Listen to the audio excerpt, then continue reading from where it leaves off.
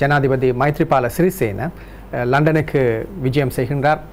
இந்த தருணத்திலே அவர் லண்டனுக்கு செல்வதற்கு முன்பதாக தாம் ஜனாதிபதியாக தெரிவான பின்னர் யாழ்ப்பாணத்துக்கு விஜயம் செய்து அங்கே முதல் தடவையாக வடமாகாணத்தின் ஒருங்கிணைப்பு குழு கூட்டத்தை நடத்தியிருக்கின்றார்.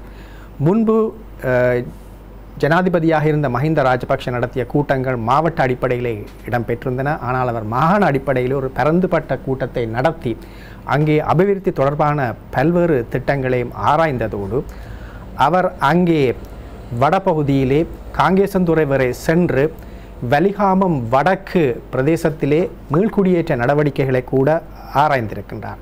அங்கு முன்பிருந்த ஜனாதிபதிக்காக கட்டப்பட்ட ஒரு ஆடம்பர வாசஸ்தலத்தை கூட அவர் வெளிச்சத்துக்கு கொண்டு வந்து இது தேவையற்ற ஒரு விடயம், இங்கே மக்களுக்காக இந்த பிரதேசம் ஒதுக்கப்பட வேண்டும் என்றதை கூட ஆணித்தரமாக அன்று சொல்லியிருப்பதை காணக்கூடியதாக இருக்கின்றது. அவரோடு மீள்குடியேற்ற அமைச்சர் DM சுவாமிநாதன் மற்றும் முதலமைச்சர் CV விக்னேஸ்வரன் ஆகியோரும் அன்று அங்கு சென்றிருந்தார்கள்.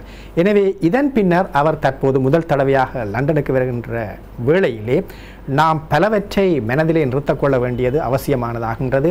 ஏனெனில் இது ஒரு புதிய அரசு, தமிழ் முஸ்லீம் மக்களால் இலங்கையிலே இருக்கின்ற தென்னிலங்கை முற்போக்கு சக்திகளோடு சேர்ந்து உருவாக்கப்பட்ட ஒரு அரசாக இது இருக்கின்ற தருணத்திலே சிறுபான்மை மக்களுடைய பல்வேறு அரசியல் சார்ந்த பிரச்சனைகள், மனிதாபிமான பிரச்சனைகளை இந்த அரசு எதிர்கொண்டு அவற்றுக்கு ஒரு தீர்வு வழங்கும் என்ற நம்பிக்கையோடு தான் இந்த மக்கள் இன்று மைத்ரிபால சிறிசேன அரசாங்கத்தை உருவாக்கியிருக்கின்றார்கள்.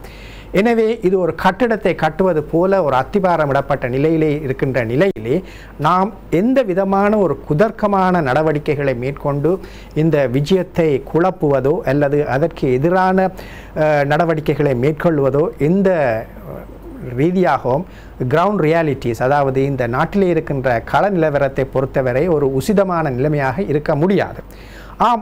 London, Britain, mother of all parliaments, அதாவது லண்டன் என்பது ஜனநாயகத்தின் தாய்நாடு என்பதை நாம் நன்கு அறிவோம்.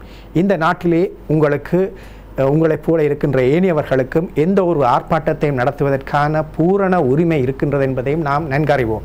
இது ஜனநாயக உரிமை.